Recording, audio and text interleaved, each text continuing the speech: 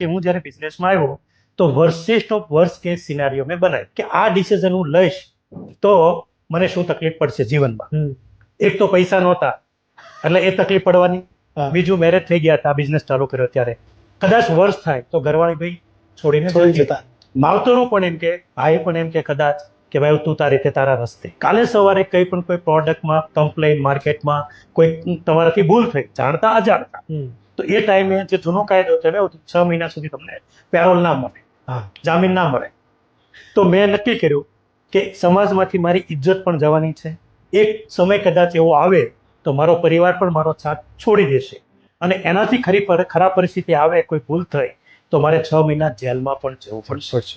હવે આ મેં મારા વર્ષમાં લખ્યું અને મેં એ શરૂ કરતા પહેલા વિચાર્યું કે આના માટે હું મેન્ટલી, ફિઝિકલી અને ફાઇનાન્શિયલી પ્રિપેર છું.